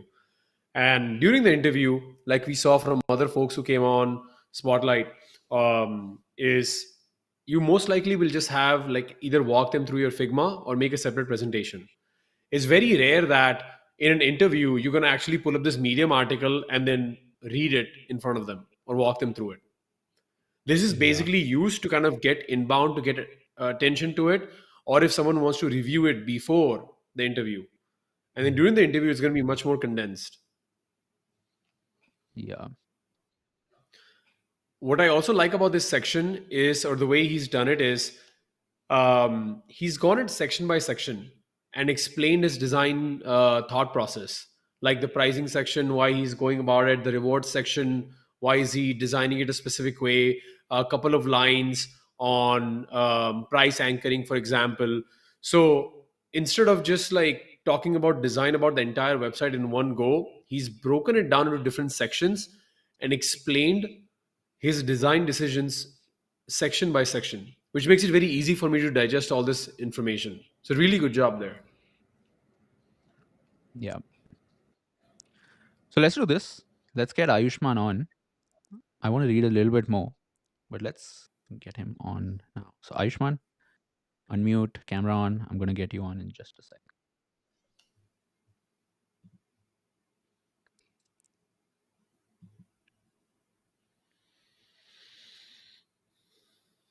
I think a good point you made there, Janil, which is yes, in an interview, you will not read out your case study, right? As a newbie, I have seen this mistake done before when I've interviewed somebody who is too new, which is when I say, show me your best project, they will open their case study and they'll start reading it. Features section, position midway through the landing page, this visually. It doesn't happen that often, but it does happen, right? So, in general, it's totally okay, by the way, to present your case study itself during the interview. Just go through. Sometimes some companies, in later stages of the rounds, they will ask you, can you prepare a deck? So in that case, you would just take these visuals, make a deck, present it. Or when it gets detail, they will typically ask you to go into Figma and then you can screen share and show them that. What's up, Ayushman? Welcome to the stream. Hi Vinay, hi Jainil. It's amazing to be here, and I was looking forward to it. Yeah, so this is sort of like a deja vu. I know you've reviewed this in the 5 hour session, but yeah, amazing to hear it again. This is really good job. First questions, like some of the stuff like how did you tackle the timeline and just the motivation problem when it came to like actually putting Um, this together? so actually, I was so this was a 2 week assignment, and I was a bit late. I was sort of in a rut. I couldn't get out of it. And as Akshay said, I was in the voice channel one day, and my friend told me, okay, let's do one thing. You just sit with me and you do something. You just start. And I started doing that. And after a while, I was thinking, okay, maybe this is a good approach. I can do that. All that was lacking was some clear focus on what to do. So after I started that, uh, then I had a few very good days where I worked on this continuously, and it turned out pretty well. Hmm. So, folks, another note for you is Ayushman using this as one of his case study, one of his flagship case studies in his portfolio, was able to get a product design intern role at Cars 24. So, of course, Ayushman, it's been a while now. So, congrats, anyways. Thank you But so much. did you present this one or was it something else, a different I project? did show it in one of the rounds, but Hmm. mostly the decision was done on basis of the capstone project. The team really liked my approach, Hmm. and then it moved from there. Got it. Can you talk to me a little bit about what your interview rounds were like as part of that? Yeah, so basically, the first interview was with Jivanshu. He works at Cars 24. He reviewed my project, asked me to give him a walkthrough of the entire thing. Then I was called in office, and it was sort of a whiteboarding brainstorming session with a senior PM. After which they liked my whatever they liked, but they called me in, asked some questions, and I started. Actually, my interview was on Thursday, and I joined on Monday. That was Hmm. how quickly it went. Nice. I have a question here. I'll just answer this. Vivid Aero says, is auto layout a deal breaker or is it a nice to have, especially for case study projects? Ayushman, I'm guessing you did use auto layout, right? Yes, I did. My answer, Vivid, would be now in your case study, you are mostly talking about the project, right? You might not be able to get into these details, but of course, the goal of this is to get the interview. Once you're in the interview, they might ask you questions about, hey, can you show me a little bit more about your, just show me the Figma, do a walkthrough. At that point, they might ask you design system and all this auto layout stuff. However, the nuance here that I want to point is not everybody will ask this, right? So is it a deal breaker? It's not a deal breaker. And here's why. For freelance projects, they don't care what you use. They care that you get the outcome that you're hired for, right? So whether you use design system, this, that, there are a lot of people who also just use design kits, right, as part of the process somewhat. So a lot of freelance projects, in fact, some full-time jobs as well, they would not really care about it. Bigger teams where there is an expectation, yes, that you use their design system. In that case, yes, they want to know that you have auto layout. So is it a deal breaker? It might be, but not at the case study level. They will typically ask you that in the interview, and they might still go ahead with you, which is even if you don't know and they're like, oh, fuck, we need it. It takes a couple days to learn auto layout. So it's not a deal breaker because if everything else in your interview was great, then it's like, yeah, this person can learn this, not an issue. Ayushman, tell me this as well. When you were interviewing with this, um, what was your state of mind? Were you nervous? Like, were you really confident with this? Were you like kind of confident, but there were some gaps that you were thinking about? Yeah. So I tend to, do pretty bad when I think I'm nervous. I know I'm nervous, but when I overthink it, okay, oh no, I'm panicking. Then it starts going downhill. So what I did here was I was pretty chill, but I was a bit nervous. But whenever I was nervous, I took some time to, actually think about what I'm about to say. Then only I started with the conversation. And in the end, also I told the interviewer that yeah, this was sort of my first time, and I was a bit nervous. But I hope I did well. A related question: did you, while designing this, did at any point did you feel like you had feedback overload? Which is, yes, you're talking to mentors, but you're also in the voice channel, and you're also, asking multiple people. Did it ever feel like, fuck, I have too much suggestions, but I don't know what to do? Like, how do you deal with that?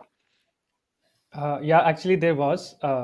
I Because I did not have a icebreaker question, so I just sent out my assignment. Ki, please just check this out. I don't want a review, but you can check it out.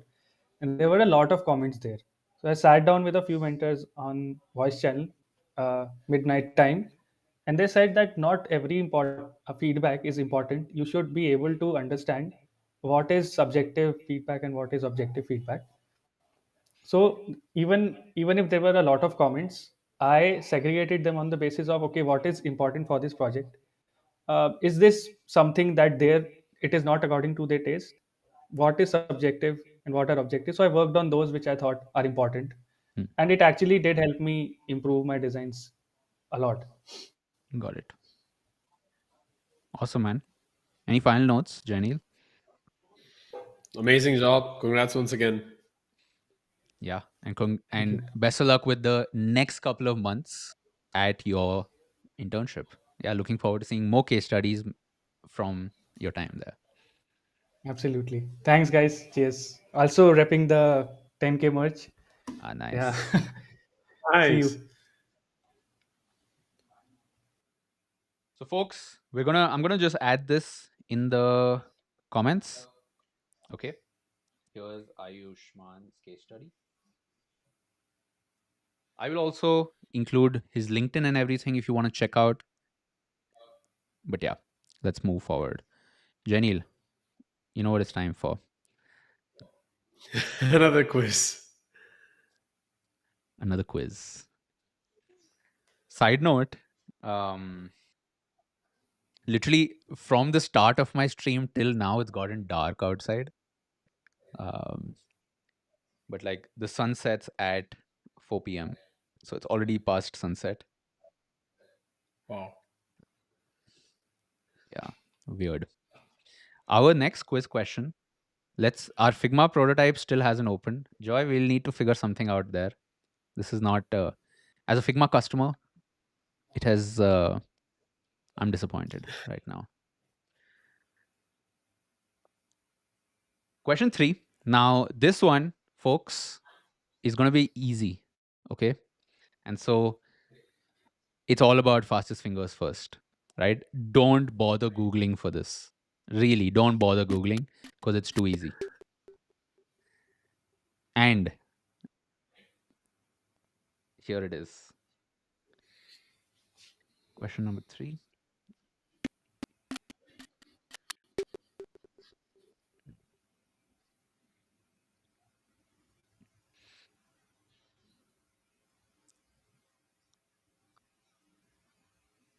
Which chief design officer at Apple Inc. was responsible for the design of many iconic products like the iPhone, iMac, and iPod? Oh my God. Who was it, folks? Reading the chat. All This gonna is be really fastest easy. fingers first. Okay, so here's your answer. Yeah, some folks got it.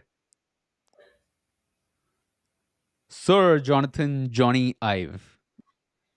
And technically, first was Anmol. So kudos, Anmol, but you already won this round. So we're going to go to number Yeah. 2. And number 2 in here, it's Joshua. So Josh, congrats. You've gotten our t-shirt giveaway for this question. Reach out to Hardik. All the t-shirt winners here, reach out to Hardik. It's hardik at 10kdesigners.com, or you can just DM him and he'll help you out with the rest. Get your info and ship it out to you. Congrats to you, Joshua. Suraj is like, I saw the answers in the chat even before I saw the question. Internet speeds. Okay, what we'll do next episode, we're going to make these slightly harder. Okay, I wanted to just give you all a preview of what it's like, but yeah, our final case study for tonight, we're going to be looking at an app again. So we did one app, 2 landing pages, 2 websites. We're going to go back to an app now, and this is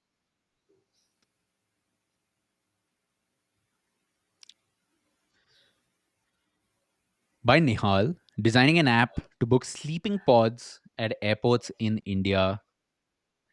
Oh, I love that. This is such a good case study. Such a good concept. Lazeover. Okay. A quick note here, okay? Before we jump into this, Medium is the platform of choice for these kinds of case studies, okay? However, just a small note, Medium does have certain formatting options to make full width versus short width. So like this, personally, Nihal, I would say you could make this a full width image, right? Just to have more detail. But all right, let's jump in. Another question some people have is, do I really need to use Medium? What are my options? So my suggestion to you for that, do not use something like Notion. Use Notion for your draft maybe, but Notion does have issues when people are trying to open. It keeps ping-ponging between the app and the browser, and it hard asks you to Because you could sign sign in. up sometime. Yeah. And sometimes you might accidentally make it private, right? That happens very often. So do not use Notion. Medium, yes, if you want to do this kind of detail stuff. If you want to do a pure visual case study, which is without too much writing, you could also use Behance.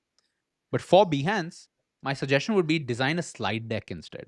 So instead of a case study in this text format, design a case study in slides format and more visuals than text. And so the advantage that you have is you can use it on Behance. That Behance link, you can share it everywhere.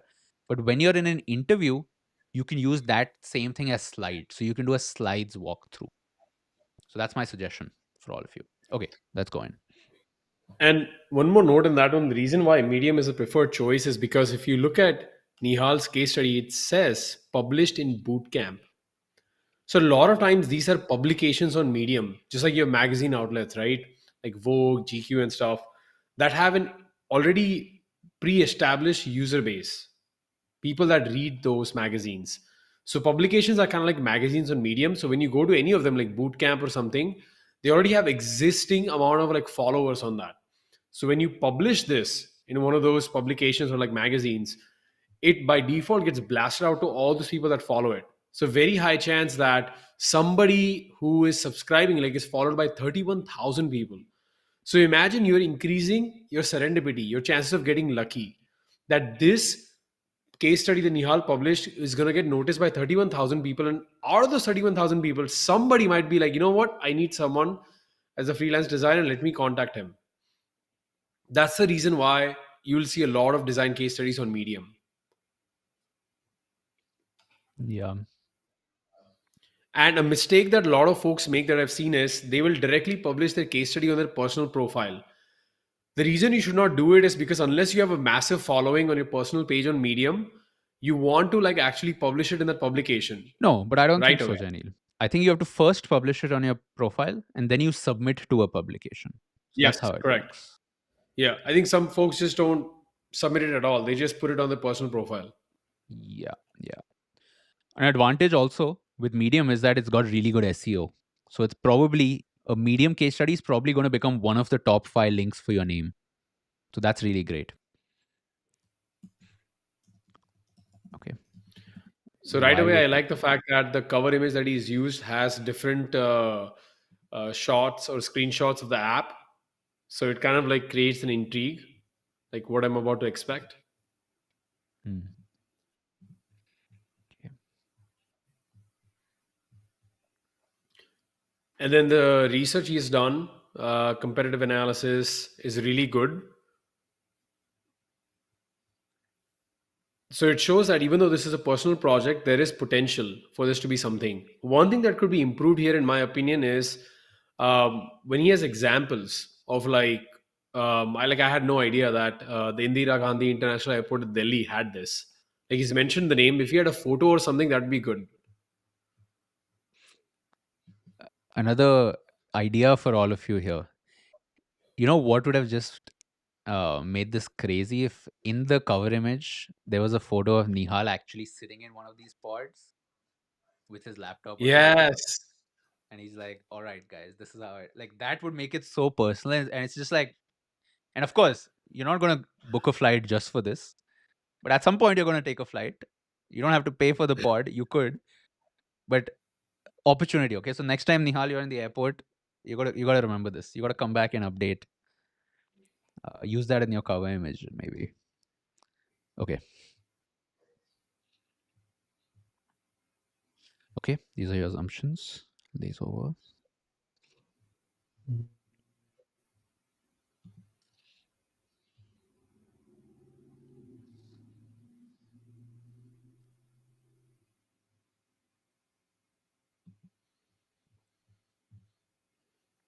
My guess is this is an assumption as well, because from what I know, I don't know if Indian airports have premium pods, but okay, let's just assume.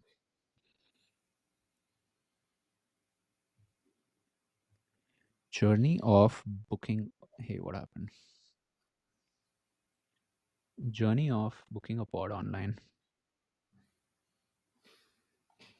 Okay, okay.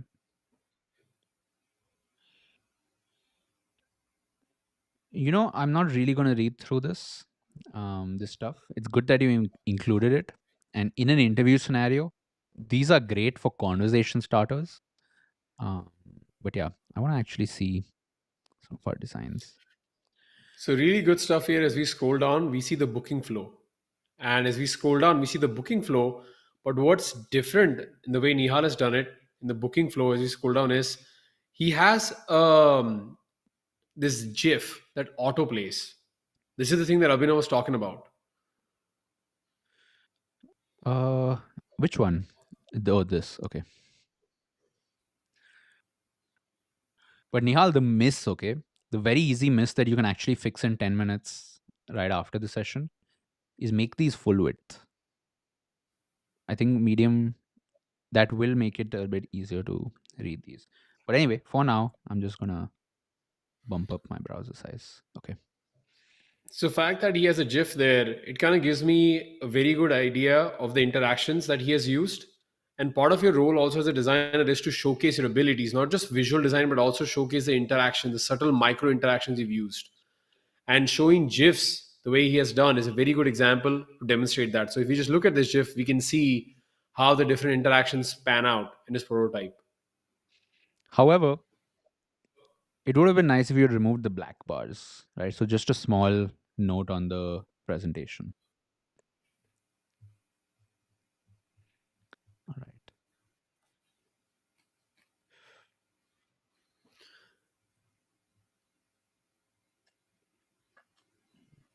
And then if we scroll down, Nihal, this is one area I think you could improve. So in some of the images that you have, like this one right here, there's like it's just the image with some title, like reschedule a booking or something like that, or any of these sections. In the previous case studies, we saw that you can utilize that space, that image, and also mention your design decision. So right now you have booking info, cancellation methods, confirmation. Okay, that's good. But the point is, can you also add one or two lines about some specific elements in that design, why you did it that way? Because I'm anyways looking at that image, but now all I'm seeing is just four images or just these images with some title. That's it. Mm, But why not add one or two elements, some specific thing you did on that image, that design? Like, why I annotations. made the tab look like this? I made it blue in color because of this. So it's an opportunity missed, I would say. Yeah. But definitely do that in the interview, though, even if you've not done it here. Like, try to talk about the details. A small note here is I think these are getting a little blurred on my screen. Like, it's not just the stream, if you're Yes, noticing this, these me are too. feeling a bit blurred. So, my suggestion, export at 2x for sure. But then a note with medium is if your medium gets too heavy with a lot of images, it does cause issues sometimes. So, a quick note to anybody who's using medium, always export at 2x. So, look at your size, but also use something like tinypng, tinypng.com to actually compress the image size so that even if it's at a 2x, it's not a 3 MB file or something. Because if this is a 3 MB file and then everything else is a 3 MB file, page load time, and yes, Medium does do some compression on itself, but I've observed the results are better if you 2x, compress, and then add.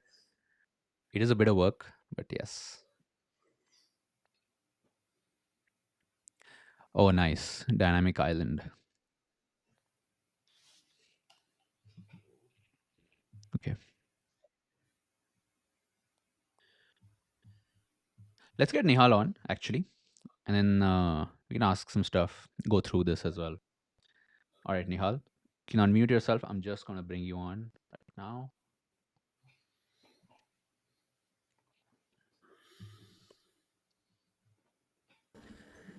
What's up? Good to see you, Nihal. What's up? Hi, Abhinav. Am I audible? Yes. Yes, Hello. What's up? What's up, Daniel? Thank you for having me. absolutely, man. Great job. So, Nihal, tell me a little bit more about at the start of this project. What was your, like, maybe how much? Let me frame this better. At the start of your project, how much context do you already have about design? and how difficult or challenging was it at that point? Okay, so what I would say is what's different from my project compared to the last few. I had very little data on the internet of some services like this. As you've seen in the competitive analysis, there's not too many services like this in India or abroad.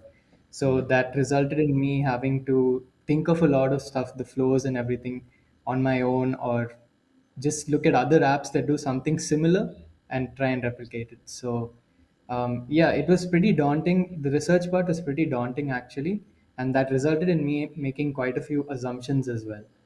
Um, but yeah, once I got a clear direction that booking the sleeping pod is the most important action here, then it sort of narrowed down the flow and everything just fell into place. okay. And how long did it take you to create this entire case study? It took me about 2 weeks. I was simultaneously doing a UX internship, so I couldn't make it as detailed as I wanted to. But yeah, that was a constraint.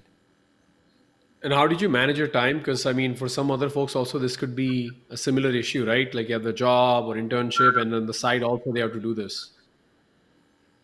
Yeah, it was pretty challenging. So a day, sometimes I used to come back at like 9 p.m. and then I had to sit late night and finish it. But then if you got to do something, you got to do it. So Mm. yeah. Have you presented this particular case study in any interviews and stuff so far?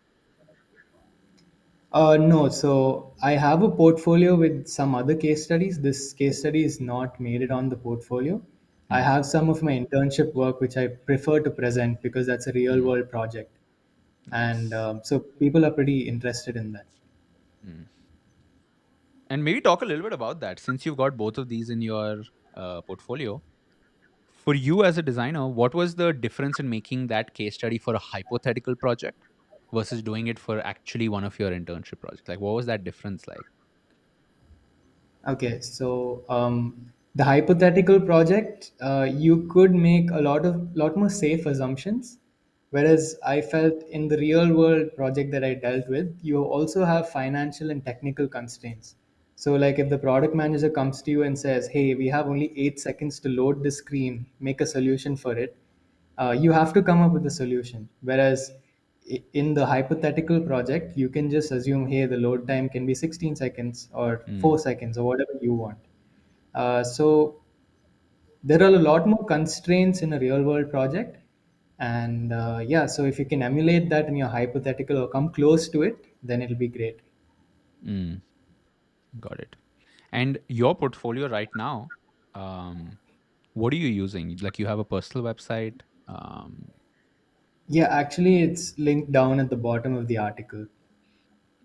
Got And it. I think I sent it to you also, Abhinav. You looked at it.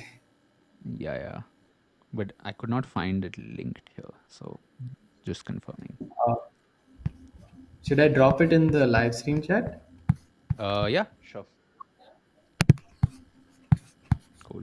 So Nihal, now that you've got all these portfolio projects, so you've got your internship projects, you've got this. What are you thinking as some of your next steps? So currently, I've just started applying for roles. Mm, Um, I'm. It's just been about 4 days now. mm, I have been garnering some interest, and I recently got a DM asking for some freelance work as well on LinkedIn nice. from a founder. So yeah, I'm trying to explore that. I have a call soon with that person. It's going pretty well so far, I'd say. Okay, nice. Jenny, any final notes before we wrap this one? This is great work, man. Hopefully, you get some time to make some tweaks to this. But yeah, good stuff. Keep it up. Thank you, Abhinav. Thank you, Janil. Yeah, and best of luck with the upcoming calls. Yeah, thank you so much. All right.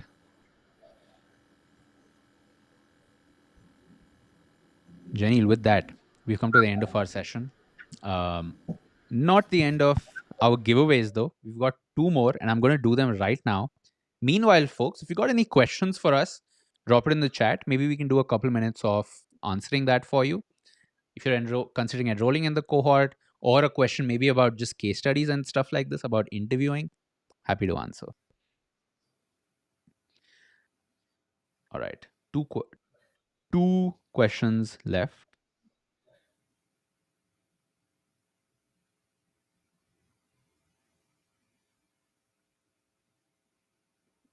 Uh, I'm just thinking one of these is okay.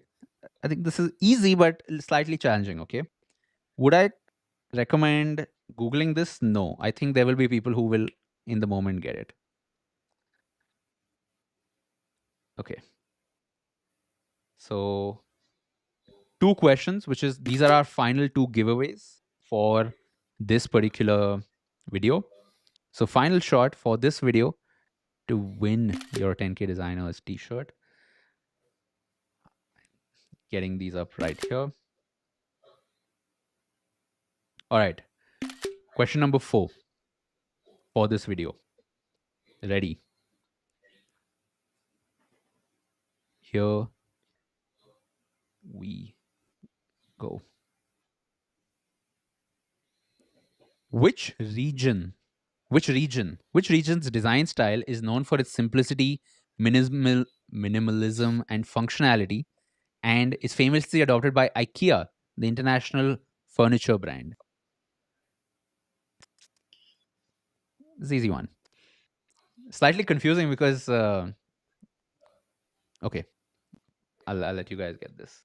Which region inspires IKEA's design philosophy of minimalism and functionality?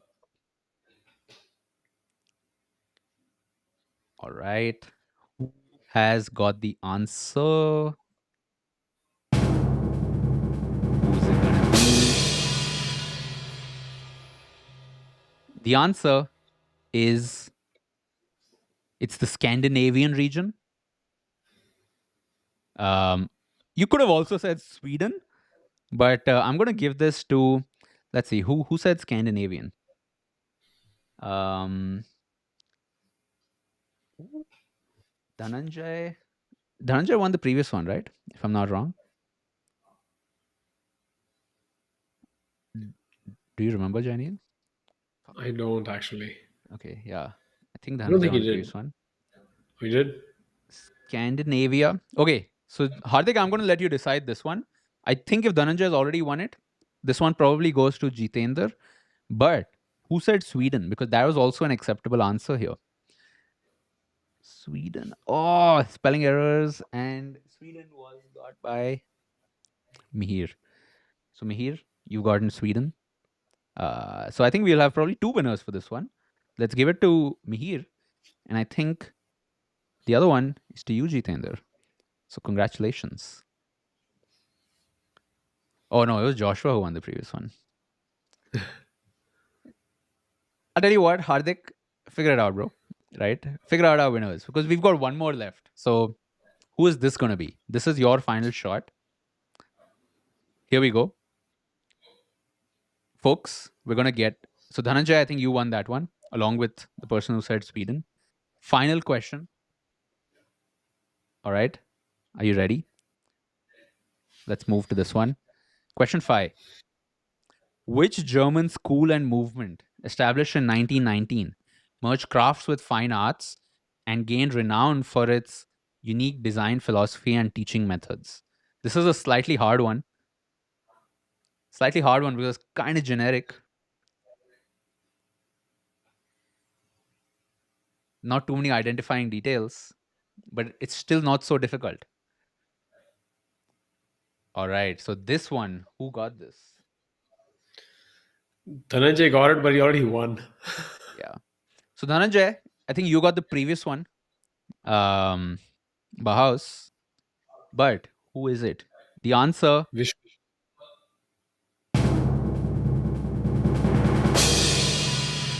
is, of course, the Bauhaus Art School and Movement. And the winner for this is Vishnu. Yes. Vishnu, you got this one. Congratulations. Folks, super easy questions today. But those were our 5 quiz questions for this session. Next Friday, we're going to be back for episode 2 We're going to review more case studies, go even deeper, have more quiz questions. Today was the easy one, right? This progressively gets harder. Um, but yes. So our And winners, just to reach out to go Hardik ahead. and you can get your t-shirt. All right. And to answer the question that we had in the chat from Vishnu, which is how legit are the researches that people put in their portfolio, meaning the stats and stuff. So the answer to this is it's on you to make sure that you put actually legit research in there, because nobody's going to be like policing and be like, oh wow, this research was wrong. But let's say your case study went viral. Let's say somebody actually called you in for an interview, and then they look at the research that you put in and it was bogus, you just made it up, then it does not look good in your scenario. So the idea is to use as much actual research and stuff and not make it up. If you don't have research, let's say you have no supporting facts, it's okay. Just mention that. There's no need to just create fake research just to support that. If you have it, Yeah. awesome. And how legit? I think the another related question is how useful was it? Right? A lot of times it does feel, especially as a person who's reviewing case studies, it does feel like, bro, like you've put all this, but was it useful? That's actually the more important question here. You did all this research, you spent all this time, but can you just tell me how was it useful?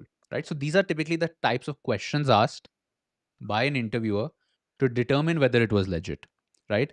In the end, legitness has a few different ways of thinking about it, which is was it useful?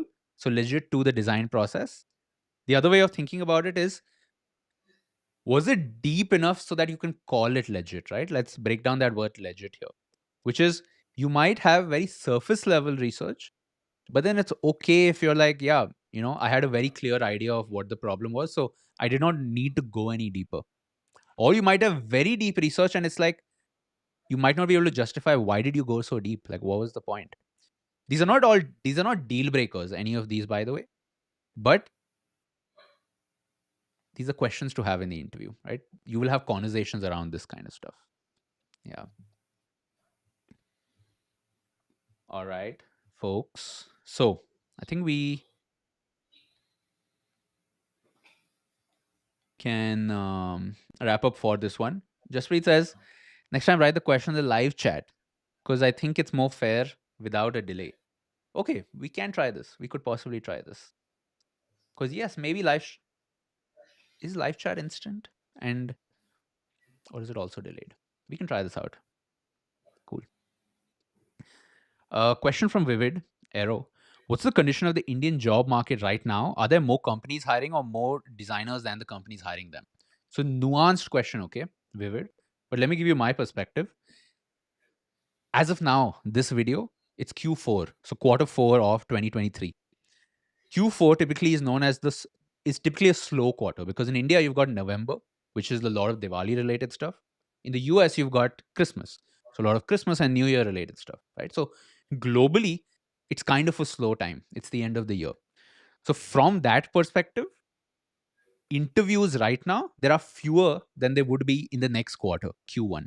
So if right now you're working on case studies, that's great because Q1 you can probably apply. Outside of that, let's talk about the supply demand equation that you're asking about, which are there more companies hiring or more designers right now? There are a lot of low quality designers on the market, right? And when I say low quality, I'm not making a judgment on their character. I am saying they do not meet expectations for hiring. So some examples of that would be um, there are a lot of folks who are from other creative fields like graphic design who do have to a good extent skill, like they can figure out design tools. That's the easy part for them. They can even do process, they can even do talking to clients. Not all of them, but a good number of them. However, they don't understand tech. Like they literally do not understand what front end, back end, and APIs are, right? Just something as simple as that. So that is an expectation mismatch. um, you could create a case study, but in an interview you kind of do need to understand how engineers work, right? That's just one example. So coming to your question, are there more companies hiring or more designers? Companies are slow at hiring right now, given it's the end of the year. It's also because of AI fears, right? This year we've had the recession and AI fear. So companies are still hiring, but they're taking longer to decide because they want to be sure that we're not going to have to lay this person off. And they want to be sure that we don't overhire, which means decision time has slowed down, which means you might take longer to get back responses, which means you should probably parallelly do more, right? Do not wait on somebody for too long. But the market is nowhere close to saturated, right? So I'm going to show you one example around this,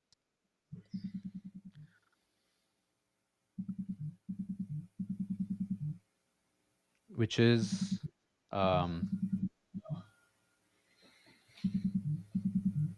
very nice article by the Ken. Now this is a paid article, I think. I'm not sure if this is open to the public. But let me just show you this. 1 to 1,000. For every 1,000 engineering graduates, India produces one designer. And India's competitive startup ecosystem is desperately in want for trained UI UX designers, right? This is not so far ago. It is from last year, though. But this situation has not really changed because when you look at the supply, there aren't design schools that are really good at specifically getting UI UX designers that meet the expectation. But also at the same time, there hasn't been, like with AI or these productivity increases, there hasn't been something that huge that just like upskills all the low skill people. So anyway, nowhere close to saturated. However, if you fall below the skill threshold required to apply to UI UX design roles, and this skill threshold, by the way, is different. If you're applying for tier one startups, you want to work at amazing design teams that are national, even international in some cases. Tier one, yeah, you're going to have a very difficult time unless your work is standout. And this gets the most competition, and the bar is much higher for these tier one. And again, it's not that tier one is better, tier two is worse or something. I'm just using these words. But something like a design agency. Now, design agencies typically hire a lot more designers because they have bigger teams. And so the point being, there are a bunch of options in the market. You, as a participant in this market, need to figure out what's my next goal and how can I increase my odds. Yeah.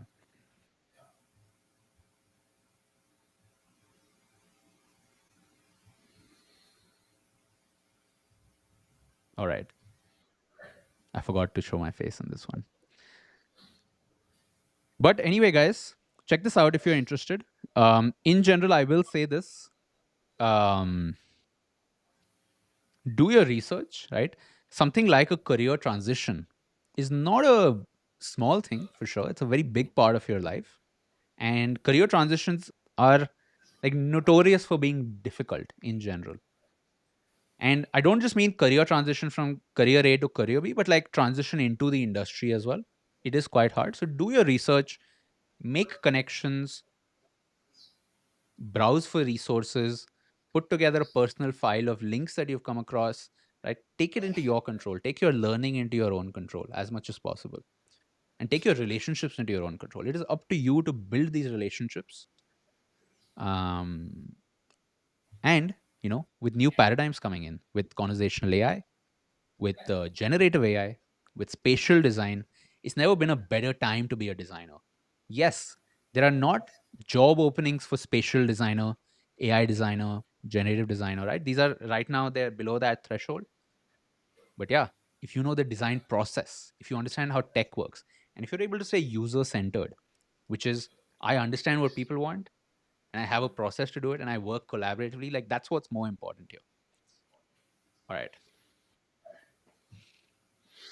And will the cohort, that's a very good question from Circular Opera. Will the cohort help us also to improve our communications and presentation skills? The answer is yes. Can you talk about a little bit about how, Janil? Yeah. So the thing is, the way we do it is we have a thing called Spotlight. So even if, let's say, we have 200 cohort members in joining us, and this happens over Zoom, the thing is, as designers ourselves, we have designed the whole experience. That it's not something that we just tell you how to do it, but we make you practice it. It's part of the entire ritual, the way we run the cohort. Example is this: We ask everyone during each session to come on spotlight. So in Zoom, it's a feature where you come on stage just like we brought you on stage and you talk to everyone. That's just one example where by the end of the cohort, almost everyone has gone at least once on spotlight, talk to like 200 other people, like, And not just spotlight. We also do breakout rooms, which is most people who are starting out have this problem that, bro, I don't know how to talk design. Like I feel I get nervous when I'm talking about design stuff because I don't know if I'm right or wrong. I don't know what the other person understand. So talking shop, sometimes it's what it's called. We have multiple opportunities to practice that. So Spotlight is one of them where every session is with Jenny and I, with less lag though, because it's on Zoom, so it's real time. Outside of that, we've got breakout rooms. Every session has a breakout room, usually with an activity where you interact with a group of 5 or 6 people and you actually do something together related to design, like you actually do an activity. But outside of that, the assignments, the structure that we have for, we call them simulators now, like assignment project simulators. Like we have a design studio simulator, startup simulator. These are simulated projects where there's a simulated design team. And by that, I don't mean AI designers. Like we create a pod with a bunch of designers, with some of our mentors, an experienced one, an alumni mentor who's, anyway, all this information and more can be found on the website. For those of you who've applied and your application has been selected, we also send you a detailed one pager which goes into super detail into this stuff to help you make that decision better. But yeah, thank you for asking, Circular. And my suggestion to you would definitely be, if you think it's useful, try talking to some of the alumni, especially if you already know somebody who's done the program. They would probably be able to give you their perspective as a member. All right. So, folks, we're going to wrap up in the next 2 minutes. The final thing I want to share with you is we do have an open Discord server. It's on and off active, right? But I'm going to share an invite link with all of you. If you have any questions for the 10K designers team, so right, so Hardik is going to be in the voice chat for a couple of minutes, 10, 15 minutes maybe. Join this link I'm about to share in the chat. You'll see some of the other members here. Feel free to ask your questions. I'm active in that Discord as well, so I can answer your questions if you would like. Not just around 10K designers, in general for design. I'll try my best. But here's the link for that. Join the Discord.